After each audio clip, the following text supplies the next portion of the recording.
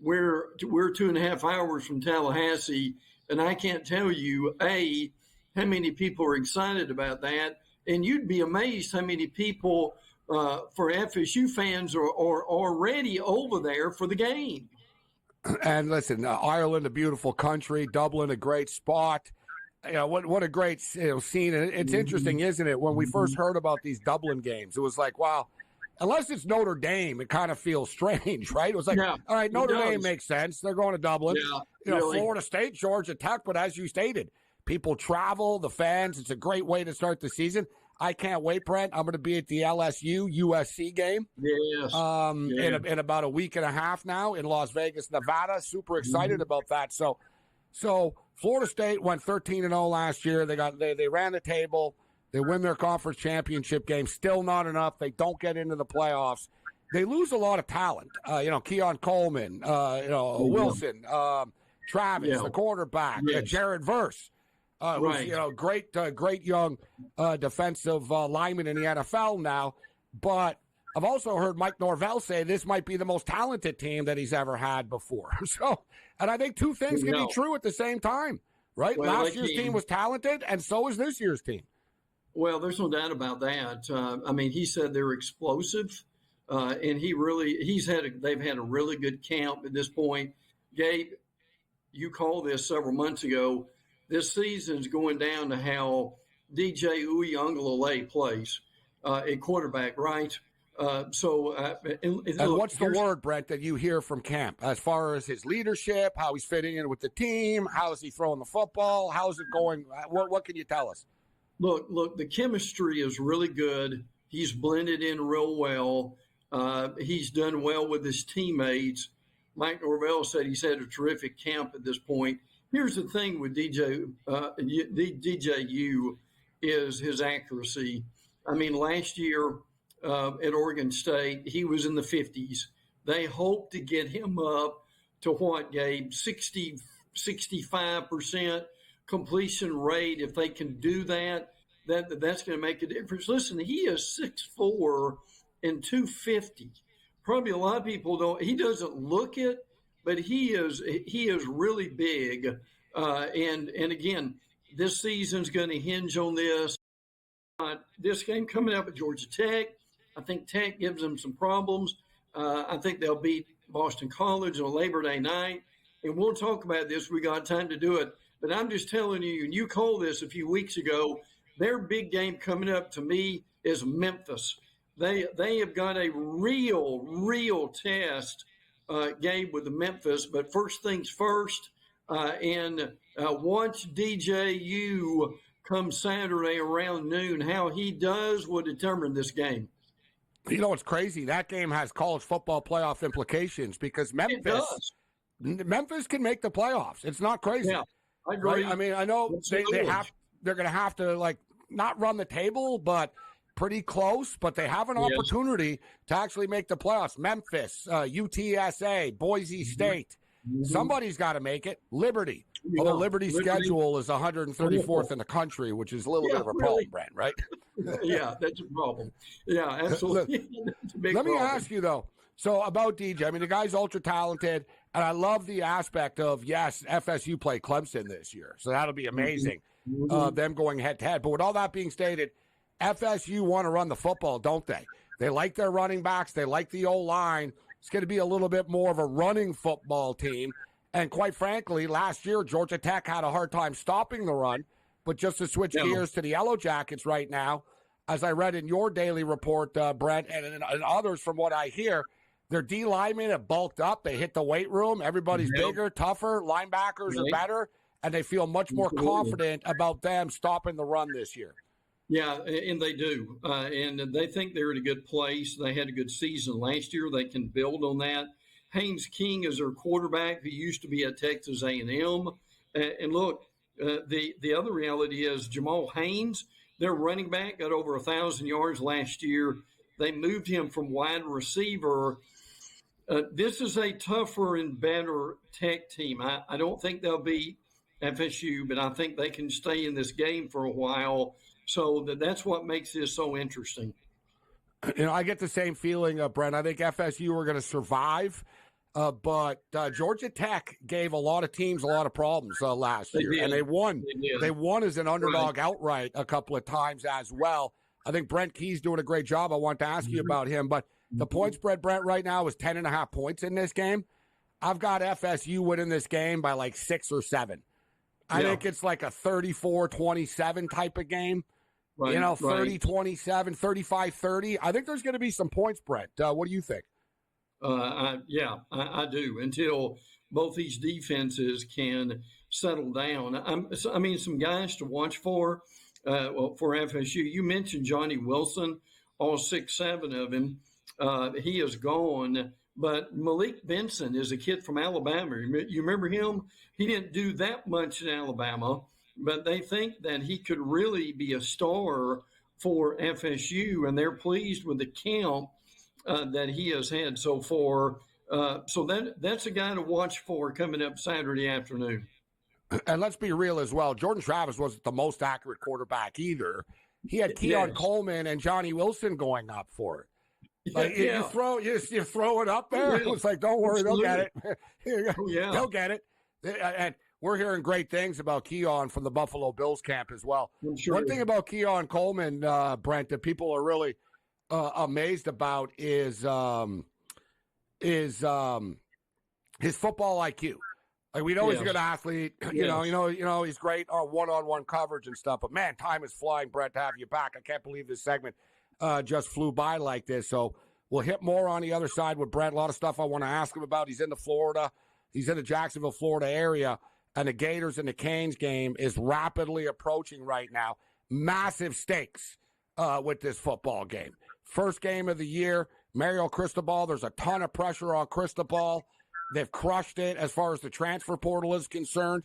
Now he has to go out there and actually win these games, and we know Gator fan won't be patient forever with Napier. So there's a lot of stuff to get to on the other side. College football kickoff rapidly approaching. This is Sports Rage. I am Gabriel Morency, Sirius XM Channel 159. Bring it.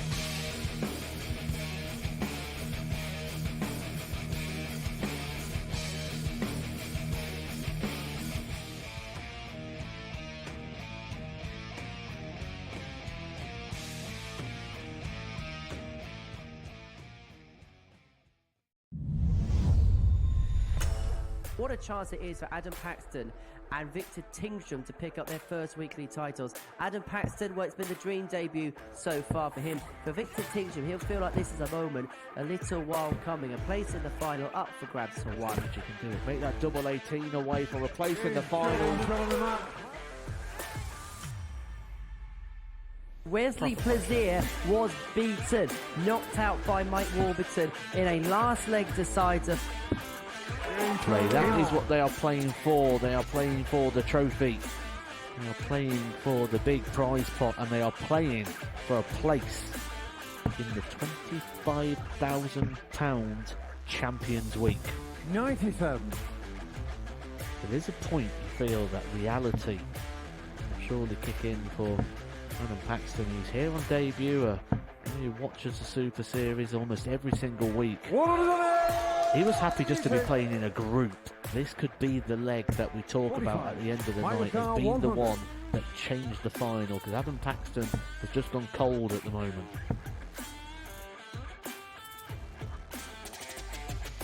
Bang on, He doesn't just get 2, he gets the lot. Should take out the 16 out. If not, Mike's just behind him. Shot on the fifth leg. Can Paxton deliver in the biggest moments of his career so far? He can. Double 12.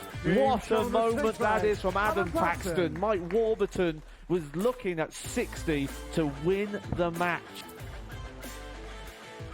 14. Paxton, here's your moment. He approaches the hockey with confidence, with time, and delivers. Adam Paxton on debut. The boy, the fanboy, comes to the Super Series and wins.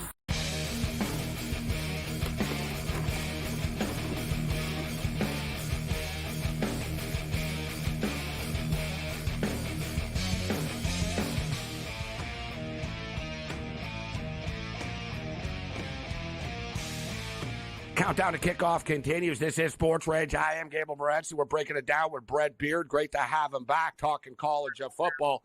So, Brent, this is hot take season right now, right? Everybody's got a hot take as far as the team is concerned or an opinion, and the SEC is always the most polarizing and most talked about conference along with the Big Ten. Yes. But this year, the SEC, especially so, with the addition of Texas, with the loss of Nick Saban, Kalen DeBoer takes over in Alabama right now. Looking at the SEC predictions out there from the writers, the experts, and everybody, there's not a lot of consensus, actually. There's a lot of different opinions. It's sort of, all right, we know Georgia is Georgia, and then there's sort of questions about everybody else. Everybody else sort of feels as if though, some people like Ole Miss. Some people like Alabama.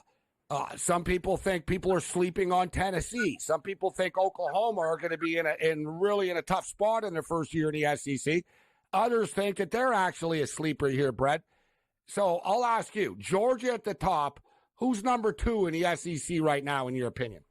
I would either go with Texas or Alabama. I mean, look, Texas losing C.J. Baxter at running back and then losing one of their better backup running backs, I think hurt them. The Sweat kid going to the NFL also hurt Texas. T'Vondre Sweat.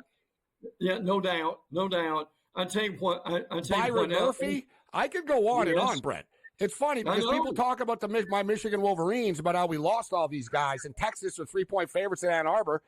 I'm like, didn't Texas lose their running back? Didn't they lose?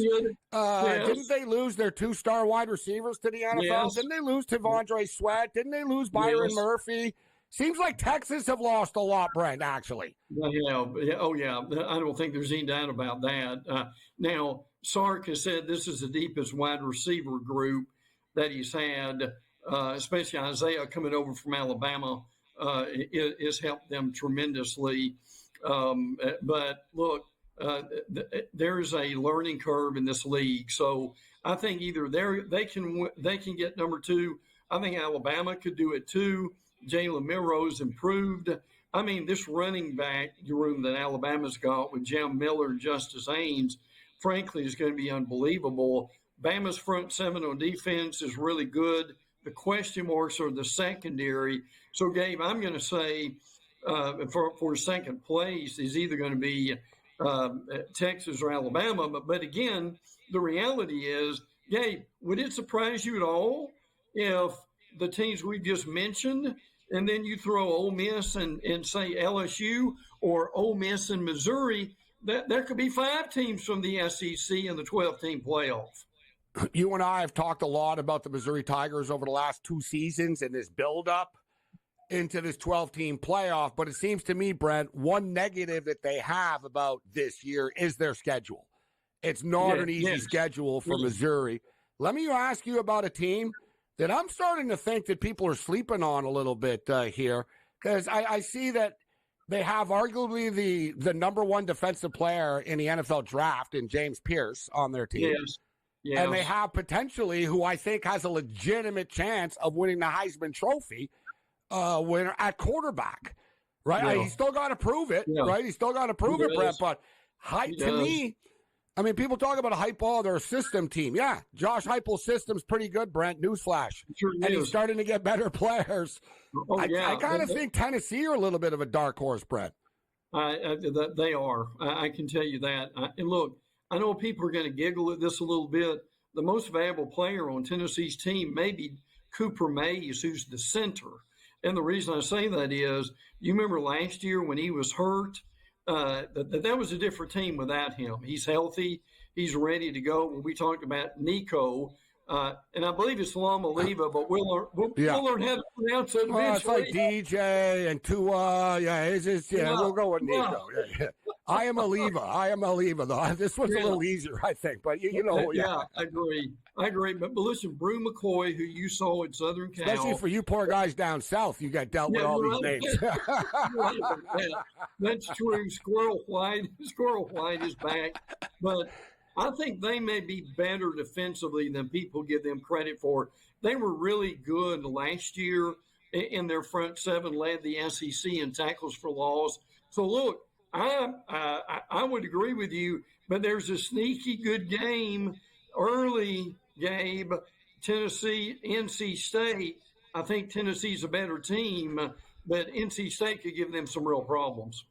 Man, Tennessee's schedule is just a grind too. Like They all you get that. So they open up with Chattanooga. They get at NC State. That's not easy. Yes. They host Kent State, but then they go to Norman. It's like, all right, you got to go to Oklahoma, September 21st. Then you got to go to Arkansas. Then you got the big Florida-Tennessee game, although home field means everything in that. But then after that, you host Alabama, and you got to play Georgia. But you know what I mean? But in this modern world, Brad, if they can squeeze out a 10-2, they're in. Yeah. Oh, they are. And look, with that schedule, would it shock you, Gabe, if a team was 9-3 that went through a really hard schedule in the SEC? So will 3 or 4 SEC teams get in your opinion, this year? Yes.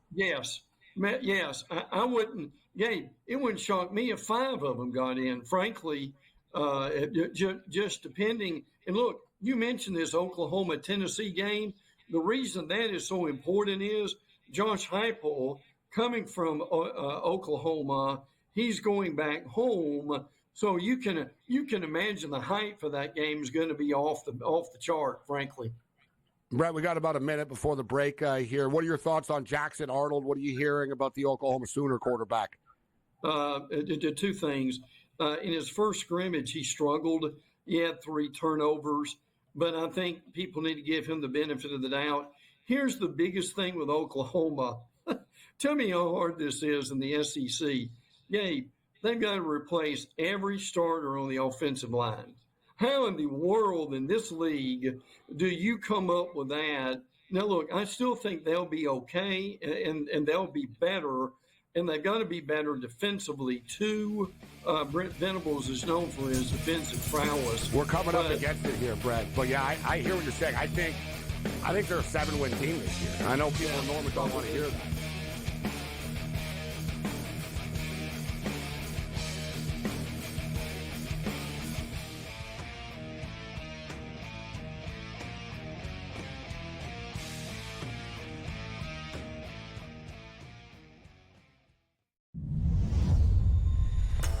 What a chance it is for Adam Paxton and Victor Tingsham to pick up their first weekly titles. Adam Paxton, it's been the dream debut so far for him. For Victor Tingsham, he'll feel like this is a moment, a little while coming, a place in the final up for grabs. So what you can do? Make that double 18 away for a place in the final. Wesley Plaisir was beaten, knocked out by Mike Warburton in a last leg decider. That is what they are playing for. They are playing for the trophy. They are playing for the big prize pot, and they are playing for a place in the £25,000 Champions Week. 97. There is a point you feel that reality will surely kick in for Adam Paxton. He's here on debut. He watches the Super Series almost every single week. He was happy just to be playing in a group. This could be the leg that we talk about at the end of the night as being the one that changed the final, because Adam Paxton has just gone cold at the moment.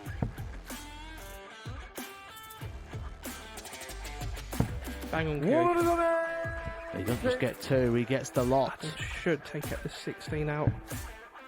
If not, Mike's just behind him. Shot on the 5th leg. Can Paxton deliver one of the biggest moments of his career so far? He can. Double 12. What a moment that is from Adam Paxton. Mike Warburton was looking at 60 to win the match. Paxton, here's your moment. He approaches the hockey with confidence, with time, and delivers. Adam Paxton on debut. The boy, the fanboy, comes to the Super Series and wins.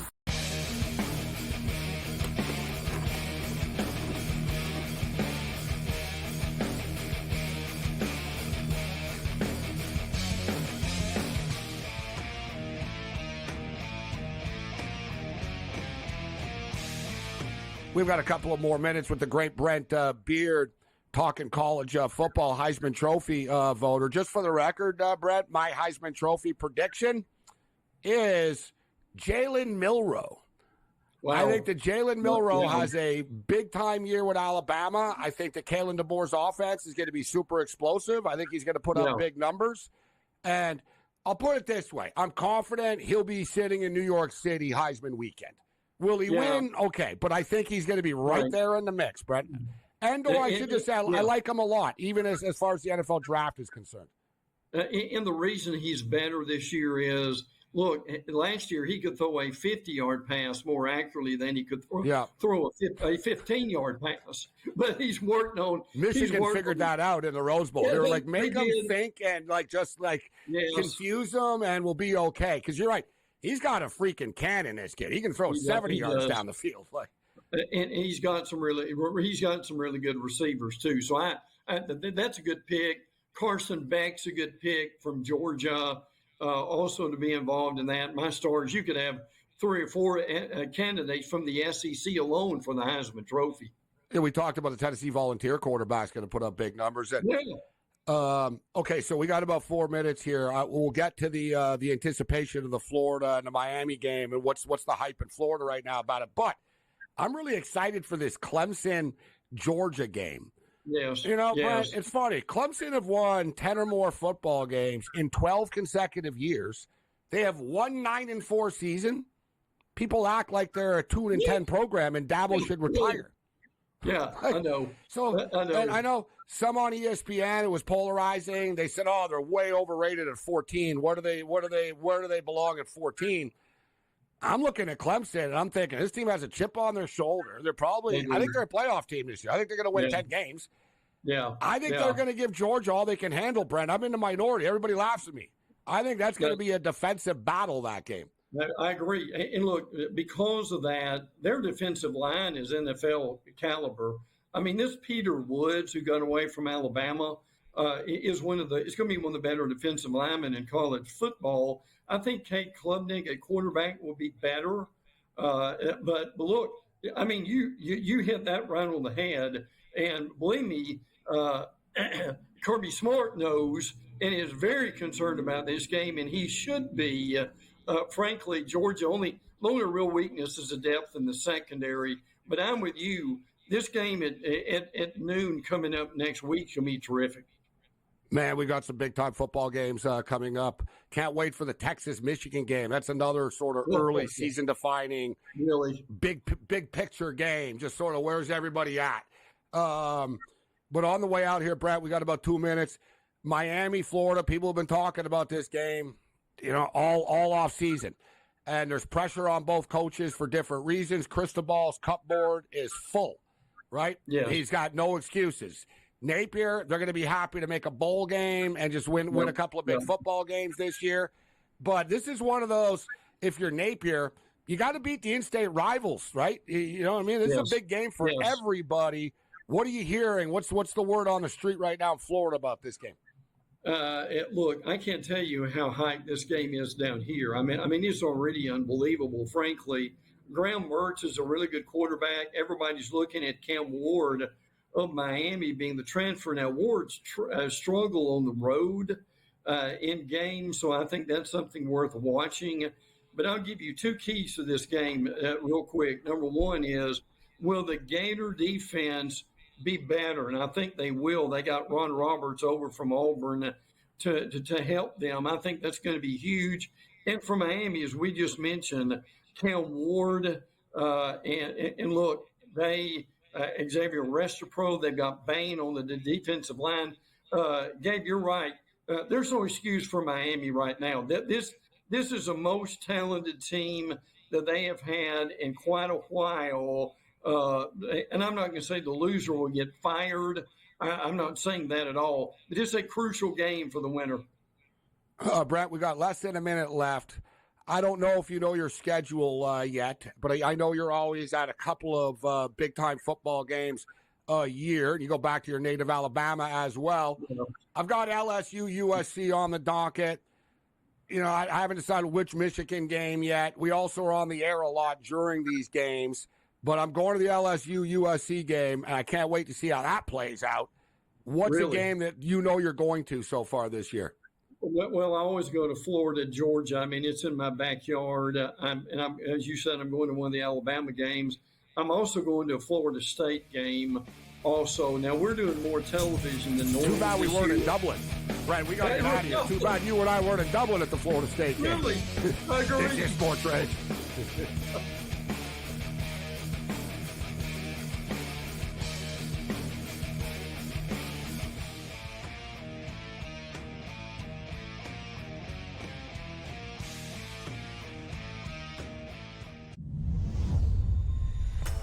What a chance it is for Adam Paxton and Victor Tingsham to pick up their first weekly titles. Adam Paxton, well, it's been the dream debut so far for him. For Victor Tingsham, he'll feel like this is a moment, a little while coming. A place in the final up for grabs for one. You can do it. Make that double 18 away for a place in the final.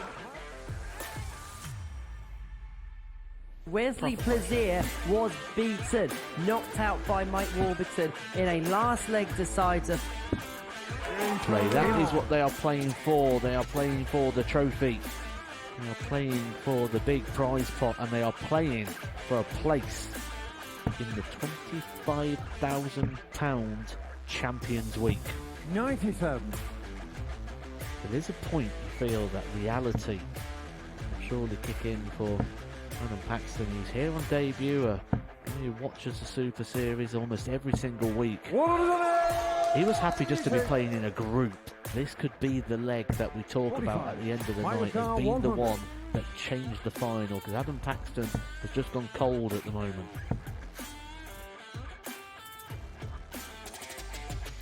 Bang on cue. He doesn't just get two, he gets the lot. Adam should take up the 16 out. If not, Mike's just behind him. Shot on the fifth leg. Can Paxton deliver one of the biggest moments of his career so far? He can. Double 12. What a moment that is from Adam Paxton. Mike Warburton was looking at 60 to win the match. Paxton, here's your moment. He approaches the hockey with confidence, with time, and delivers. Adam Paxton on debut. The boy, the fanboy, comes to the Super Series and wins.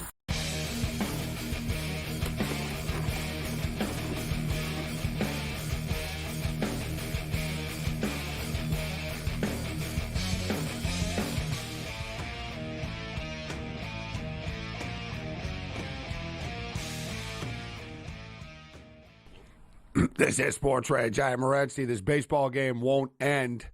It's coming close to an end. And it's 8-2. The Mets are up 8-2. It was a wild. This game was like 3-1, and it's got like seriously broken open. And now it's 8-2. There's 2 outs. Mets are all fired up. I got to tell you, the Mets do play with a ton of energy. They're fun to watch. 8-2 baseball game. Pretty crazy, though. Going into the top of the 9th inning, I'm sitting here, a bunch of bad losses and stupid, like, late losses in the preseason and CFL tonight. And I never bet this before. All right? I've never bet this problem. That's saying something. I've been betting a long time, so I never bet this one before. But I look, and I'm like, what do they have here? And I sort of noticed it said, will there be a strikeout in the top of the 9th inning? Yes or no? And it was like 1 strikeout, 2 strikeout, whatever. And there was a bunch of options. And I was like, man, there's got to be a strikeout in this inning. Right? There should be a 1 strikeout. And it was like minus 125. I get the bet in. And the San Diego pitching got lit the F up. Right? It was one hit after another. I think the Mets scored like 5 runs. And a couple of times they got to 2 strikes. And I kind of gave up on it. I was like, oh, wow, this is just like. But I was thinking, I'm like, man, even if they give up 12 runs, it doesn't matter. I just need one of the outs to be a strikeout, and I win the bet. And that's what happened. They gave up 5 runs, but the last out of the inning was finally a strikeout, and I ended up winning a bet in which the team gave up 5 runs. It's actually a pretty interesting prop, actually. I'm going to take a look at that again in future hours of distress in the late night hours. All right, so great stuff with Brent Beard talking college football. But every time at this time of the year, we got another best of X here. Every time at this time of the year, I always love college sports always has the best names. and not the team names, but there's always like super crazy, cool, funny player names in college basketball, and even more so in like college football. You know, like every Texas quarterback's got to be named Boomer, Gunner, Colt. You know what I mean? It's just sort of like, yeah, Quinn. You know, they all sort of, there's always like a rhythm, and it's always the same type of sounding names. But we've got some really good ones this year, so let's keep rolling with some best of X.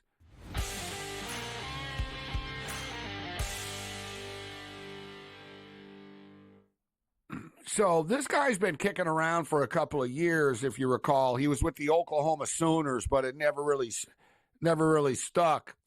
But General Booty, who arguably one of the coolest names. I mean, that's pretty good. I got to tell you, though, we've got some really good ones this year.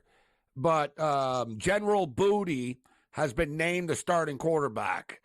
And everything is once again fine in America. All right? General, if your name is General Booty and you've dedicated yourself to be a quarterback, it's not right for you to be on the bench. I don't care what school you're playing at. You know what I mean? Like, find a school that you can start at, and good for him. Like, look at Malachi Nelson, the kid, 5-star blue chip, goes to USC, doesn't work out at USC, and people sort of look at Lincoln Riley like, oh, hey, it's weird that this blue chip quarterback is leaving USC and doesn't want to be around Lincoln Riley. Well, whatever, the kid goes to Boise State, and he doesn't win the starting quarterback job, right? So it's not easy, man, right? It's not easy. There's a lot of great college quarterbacks. A lot of kids are being groomed to be quarterbacks and college quarterbacks. It's hard in the NFL, but, and a lot of competition in college football. So a lot of times certain players need to find the right conference, the right school that sort of, fits their groove the most. So I'm happy for General Booty. I hope he gets it on with Louisiana Monroe. Good job by General Booty. Some of the other great names this year, Pig Cage. Pig Cage. P-I-G, Cage. C-A-G-E, Pig Cage. UTSA Roadrunner, cornerback. It's not bad. You figure you get some NIL stuff with what, Bacon? I go with Bacon, fencing, medals, Cage. And, it's a good nickname if you're a cornerback. You shut everything down. Welcome to the Pig Cage. That's the kid's name, Pig Cage, P-I-G Cage. Not bad. I like it. Booby Curry is pretty good. I'm a fan of chicken curry. I don't know what's in Booby Curry. Booby Curry. He's a Buffalo Bull wide receiver. Storm Duck. Sounds like another dish. It sounds like a dish at like a Chinese restaurant that you don't want to eat at. That's really not like the food they tell you it is. Here's some Storm Duck. Yeah, I'll pass. I like ducks. I'm not eating ducks. I'm a big fan of ducks. I'm not going to eat them. But Storm Duck. Defensive back. The DBs seem to have the coolest names. Storm Duck. Defensive back from South Carolina, but he plays for the Tar Heels. South Carolina Gamecock linebacker, Hot Rod Fitton. That's not bad, but not as cool as arguably this is pretty good. This sounds like, like a rapper or a band or something, like should even pay him and just or steal the name type of deal. Fat Watts. P-H-A-T Watts. Fat Watts. I like that. Tulane Green Wave wide receiver, Fat Watts. Great name, but who the hell names their kid Boogie Knight? But Boogie Knight is a wide receiver. He's a wide receiver on the Louisiana Monroe Warhawks. You got to be kidding me. They got General Booty and Boogie Knight on the same damn team? That's whacked. Anybody that remembers the show MASH, Major Burns. Major Burns is a safety on the LSU Tigers. Great name, Major Burns. Sounds like a Texas sort of quarterback type name. Brent Beard just dropped this guy's name a couple of minutes ago when we were talking about a Tennessee Volunteer wide receiver. Squirrel White. Speed burner. Fast as a squirrel. Squirrel White. Thunder Justice Keck, linebacker, Stanford. You got to be a law student. Thunder Justice Keck, smart school, got to be a law student. Oh, this is great. Like, how the hell does this guy, like, honestly, I got to be I should be an NIL guy. I'm giving away too many good ideas here. Listen to this kid's name, UAB Blazer, defensive tackle. His name is Fish McWilliams. How the hell does this guy not have an NIL deal with McDonald's for filet-o-fish? Fish McWilliams is the kid's name. Awesome.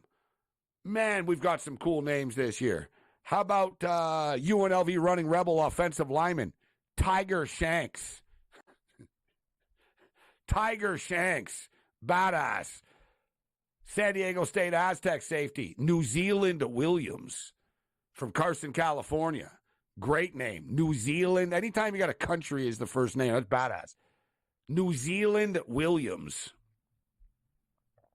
This is a good one. Panda Askew. Like, how does he not have how does he not have the panda Chinese food as his NIL? Panda Askew.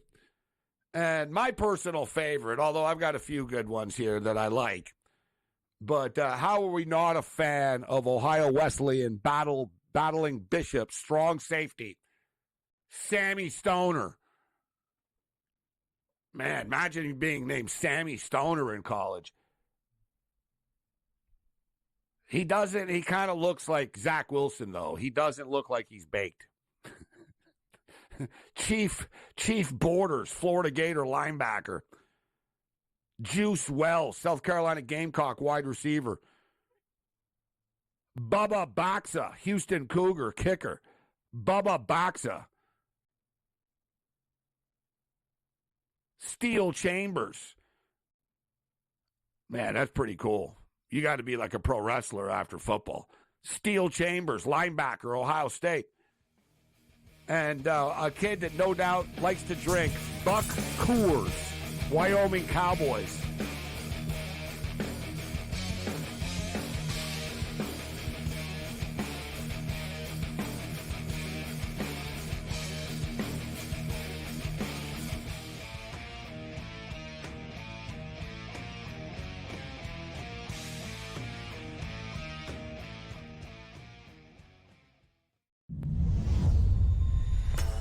What a chance it is for Adam Paxton and Victor Tingsham to pick up their first weekly titles. Adam Paxton, well, it's been the dream debut so far for him. For Victor Tingsham, he'll feel like this is a moment a little while coming. A place in the final up for grabs for one. You can do it. Make that double 18 away for a place in the final. Wesley Plaisir was beaten, knocked out by Mike Warburton in a last leg decider. That is what they are playing for. They are playing for the trophy. They are playing for the big prize pot, and they are playing for a place in the £25,000 Champions Week. 97. There is a point you feel that reality will surely kick in for Adam Paxton. He's here on debut. He watches the Super Series almost every single week. He was happy just to be playing in a group. This could be the leg that we talk about at the end of the night as being the one that changed the final, because Adam Paxton has just gone cold at the moment.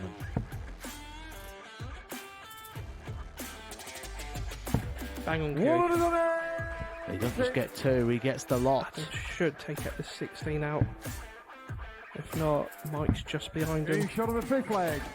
Can Paxton deliver in the biggest moments of his career so far? He can. Double 12. What a moment that is from Adam Paxton. Mike Warburton was looking at 60 to win the match. Paxton, here's your moment. He approaches the hockey with confidence, with time, and delivers. Adam Paxton on debut. The boy, the fanboy, comes to the Super Series and wins.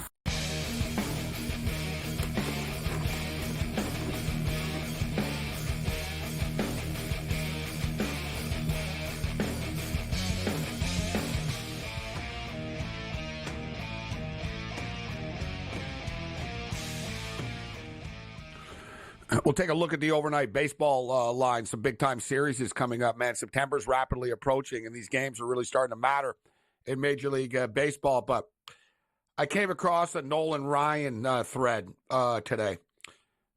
Baseball History Nut does a great job. I believe Baseball History Nut's a Montreal Expo fan, too, as well. Seems like a lot of these Expos people, like they're historians, a lot of these Twitter accounts, you'll notice, like behind the scenes, always Expos, right? But Baseball History Nut, amongst others, got some great baseball pictures and history and old stuff. But Nolan Ryan stats here. So it's a picture of Nolan Ryan. Nolan Ryan once threw a 13-inning, 235-pitch game. I bring this up, and you think about, like, now, you tell, well, we got to take him out. He's at 100 pitches. Got to take him out. He's at 84 pitches. Nolan Ryan threw a 13-inning, 235-pitch game. 3 days later, he threw 6 shutout innings against the Yankees. That's almost like one of those, like, true or false questions that you fool someone, like, be like, oh, what are you, an idiot? No one can do that. It's like Sid Finch. 235 pitches. What are you talking about? Nolan Ryan, 13 innings, 235 pitches. But, like, Nolan Ryan, man, just absolutely insane. Most no-hitters, Nolan Ryan 7. Most one-hitters, Nolan Ryan 12.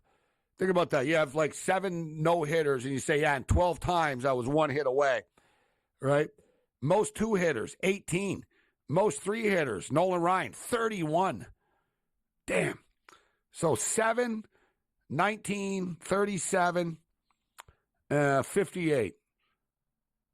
So 58 times Nolan Ryan held the opposing team to 3 hits or less. It's not bad. Just some crazy, like, if you look at Nolan Ryan's accomplishments, it really is. Like, I bring this up because we're talking about sort of badass, like, you know, legends. Nolan Ryan, the only pitcher to face the last 3 single-season home run leaders. Roger Maris, Mark McGwire, and Barry Bonds. 5 and 28 lifetime against him with 0 home runs. If you take away Nolan Ryan's record of 215 games with at least 10 strikeouts, he still has 3,167 strikeouts. It really is like, just like, wow. Like, he lasted so long, too. Nolan Ryan is the only Major League Baseball pitcher in history to strike out 7 pairs of fathers and sons. I can't even name 7 pairs of fathers and sons. I'm pretty good at baseball history, but I guess I could, you know. 7, like, who the hell, like, fathers and sons that both played, made, and you struck them both out? So what, you struck both Griffeys out? Like, Nolan Ryan was around. If he faced Barry Bonds, I guess, like, did he face Griffey, like, as a kid? Strike out both Griffeys?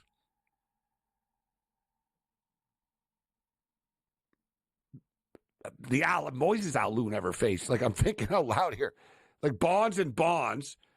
I used to have, like, Bobby Bonds's. Like, I remember every year when I was a kid, I'd get baseball cards, and Bobby Bonds would always be on a different team. Just crazy-ass stuff. Roger Clemens won 7 Young Awards and never threw a no-hitter. Nolan Ryan never won a Cy Young, but threw 7 no-hitters. That's the thing. Nolan Ryan, too, was like, at the times, he was never really known as the greatest pitcher ever. It was sort of like, yeah, he's a strikeout, like sort of like a goal scorer in hockey. He was well respected, obviously, but you know what I mean? He didn't win the Cy Young. Like, he lost games, but it wasn't fair because the guy pitched like the complete games all the time. Just wild stuff, though, man. You know, these are records that'll never, ever be broken. Just because of the way the game has changed so much. Pitchers pitch 5-6 innings now. Like I said, 235 pitches. How many starts is that for a modern pitcher now? 5? You know what I'm saying? Like, says, oh, you know, that's a month worth of pitches for him. So as far as baseball is concerned, let's check in. We've been very football heavy. Although I can't help but thinking about Buck Coors, Wyoming Cowboy cornerback. Great name, Buck Coors. And there's actually a guy named Jagerbull as well on the Rice Owls, but we could go on and on. we could go on and on with these college football names. Man, there's so many good ones. But I wanted to check in. We've been football heavy and stuff, and we live in a betting world. but the standings matter as far as setting the stage for the games. And the Yankees are now up a game and a half. Baltimore struggles, starting to catch up to them a little bit. So the Yankees are now up a game and a half in the East. The Guardians are battling right now, man. The Twins and the Royals aren't going away. We've got a real race going on. The Guardians are up 2 games on both the Twins and the Royals right now. The Mariners fired their manager. They're 500. They're only 5.5 back, so I kind of think whatever. It's an overreaction, but the Astros are going to win that division. But as far as the American League wild card is concerned right now, Baltimore up 2 games on Minnesota and Kansas. So as it is now, the wild card teams would be Baltimore, Minnesota, and Kansas City. The Red Sox are 3.5 out, Tampa 7 out, Mariners 7 out. So really it's just the Red Sox and these teams battling right now, if you want to be realistic about it. As far as the National League is concerned, the Phillies are up 6 on the Braves. Give you credit to Braves, man. These guys, they're so injured. They're 7-3 in their last 10. They're not going to win a division, but I got to tell you, they're showing a lot of spirit despite their injuries. So they're up 6 on the Braves. Mets with a big win tonight and playing with some enthusiasm. Got to like to see it. Brew Crew have run away with the Central. They're up a 10 spot. While the Arizona and San Diego started knocking on the door, the Dodgers didn't answer the door. And now they're not on the front porch anymore. I guess they are. They're sort of on the lawn now, right? But the Dodgers are up 4 on Zona, and they're up 4.5 on San Diego right now. Dodgers playing great baseball. On the other side, we'll get you the weekend series and the numbers set up. Countdown to kickoff is on. Great time of the year. We got week 0. Great weekend of Major League Baseball coming up. Next weekend, college football is like the real sort of launch. And then right after that, man, NFL football. And very unique this year with a Thursday and Friday night game in 2 weeks' time. Let's roll.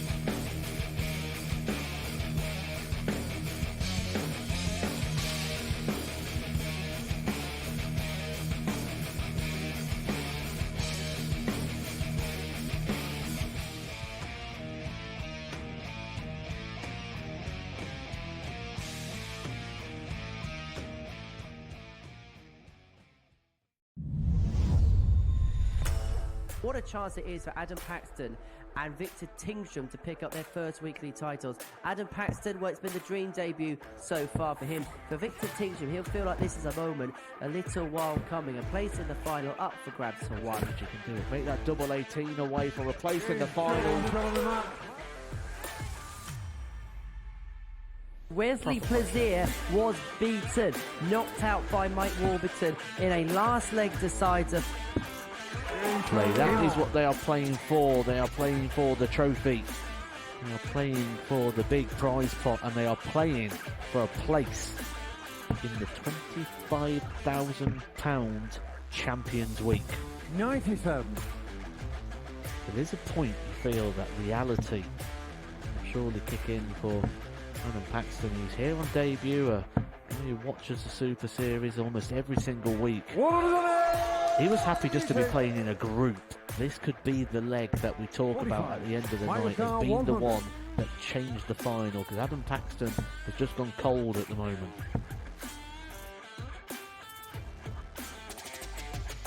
Bang on, He doesn't just get 2, he gets the lot. Adam should take out the 16 out. If not, Mike's just behind him. Shot of a 5th leg.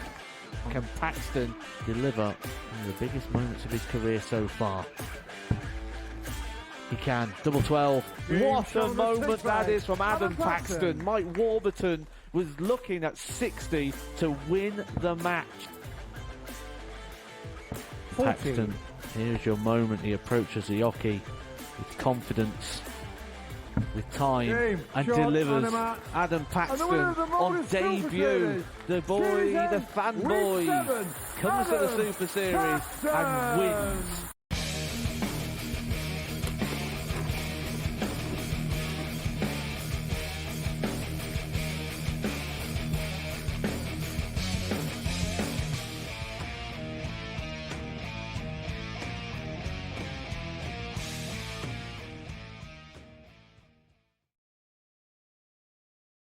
All right, I want to get to the baseball lines, but it was really bothering me about the Nolan Ryan and striking out 7 fathers and sons. I'm like, dear God, like really, that's just so incredible.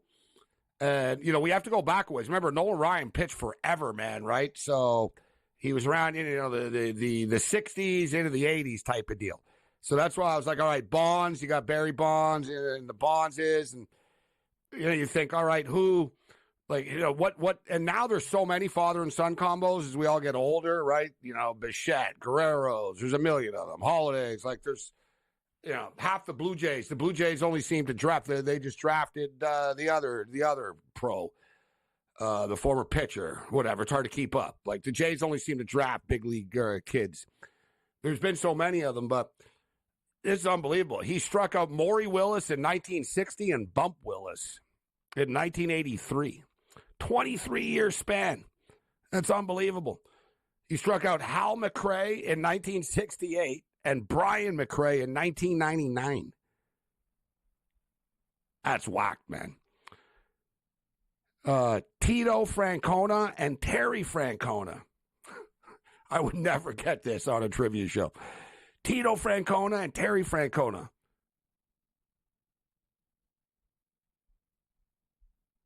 Absolutely unbelievable. Ken Griffey and Ken Griffey Jr.